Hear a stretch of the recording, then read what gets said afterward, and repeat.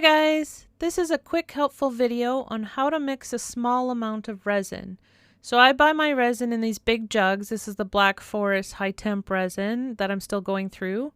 And this is useful for pendants, or you just want to mix a very small amount, like less than an ounce or a few grams worth of resin. I have found that the best tool for this is this little tiny jewelry scale, which I got on Amazon, and there's a link in the description if you're interested, but this thing has been invaluable for mixing very small amounts of resin. And it even comes with a little 50-gram weight so you can calibrate it, which is awesome. And I use this all the time when making my tumbler cups, or I'm doing my acrylic paint skin pendants. You know, I punch them out and stuff. You'll see some towards the end of this video. But I never want to mix huge amounts because I don't always have all the projects ready. So I've discovered this little jewelry scale, which has worked really, really good. And all I do is I take a plastic cup. You'll see that it measures it out. And if you push this tar button, that's going to put it to 0, which means that anything you put in the cup and then you put it back on the scale, it's only going to measure the liquid that you put in the cup. So that's a good way to start, because sometimes I cut the rims off the tops of the cups, and you can reuse the cups too. You just let the resin dry. So here you'll see I put a little bit of resin in, I measure, see what weight I'm at, and then I go back, put a little bit more. I use popsicle sticks to take the resin out of the big jugs. Some people have the caps that screw on where you can just turn the, like a faucet, you turn the tap to get your resin out, is another option as well. But I just use a popsicle stick and just kind of pull it out. And then if I have too much, I just put a little bit back in, because we're just talking very, very small amounts, like 10 grams or 15 grams, which is not very much resin. So it's super simple and easy. Make sure to always put your scale to 0 with the cup you're going to use on it. So you push the tar button with the cup empty. That way it's only going to measure your liquid inside. And this high temp resin that I got from Black Forest, it's a 2-to-1 ratio resin. So I have to make sure if I put 20 grams of the resin, I need 10 grams of the hardener. So if you're wondering what I'm trying to measure out here, it's because I need a 2-to-1 ratio.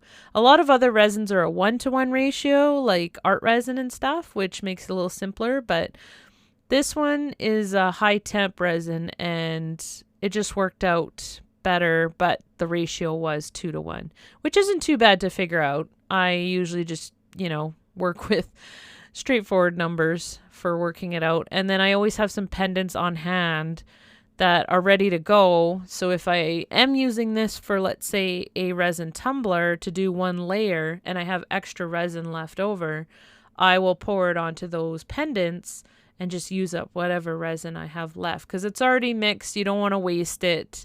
So always good to go and pre-cut some circles, like get a hole punch out your paint skins, get them Mod Podged into your pendants, and that way when you have a whole bunch on hand, if you're doing other projects with resin and you get extra, you can use it up. And I have bought these new wooden pendants, because I've had a few people at craft shows, they love the pendants, which I got, which are just like a nickel plated one off Amazon, and they love them, but they're allergic to that low grade metal. So another option, if you do get people that would love a pendant but they're allergic to the metal, go with a wooden pendant, which they now have. And there's also links for that in the description as well if you're interested. They're really pretty. I love the leaf one. I decided to use my green, lime green and dark green paint skin, which was so pretty. I punched a bunch of holes out of that one and put them into the leaf, and they've turned out really, really pretty. So I'm super excited about those wooden pendants in the shape of a leaf. And I also have the traditional circle ones. I'm going to do some moons. So This is great just to mix a little bit of resin for those kind of projects, so I don't have to worry too much about mixing a large amount.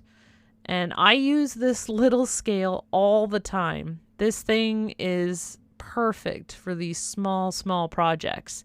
And it's little and it's compact. You can bring it with you. It has, a lid, so you don't have to worry about crushing any of the stuff, like the little screen on there. I love it. I use it all the time. So handy tip, this is how I mix a small amount of resin. Now to calibrate this little scale, it's very, very simple. So you'll see I just picked up, this is a 50-gram weight, and you push and hold on the mode button for a few seconds till you see cal show up. And that way you know it's ready for the calibration mode. And then you just push the mode button again. It's going to flash the 50 grams. You put the perfectly weighed out 50-gram little weight there on the scale, and boom, you're good to go. So that has calibrated the scale to 50 grams. And I do this every now and then just to recalibrate it and make sure it's working in good condition. So here are a few of those beautiful wooden leaf pendants. And this way, people that are allergic to metal, I love that they're made out of wood, so it's totally more friendly for people that have allergies. As you can see, I just love how the green looks inside of them. And when I added the resin, made them look way better, just punchier, really brought out the colors. So all I do is I take a popsicle stick, I put a tiny bit of resin on each one. The resin will naturally dome, so it's pretty good in the little circles there. I'm working on my lowly Veefy silicone mat, so I don't have to worry if I do drip some resin on there or if I want to blast it with some heat, because this is a heat resistant silicone mat and resin will just peel right off of it once it's dry. So it's a perfect mat for doing projects.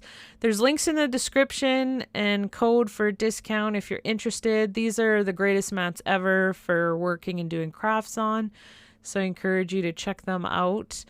And I hope you guys are having an absolutely fabulous day. I just wanted to say a huge thank you, everybody, for watching, subscribing, liking, and commenting.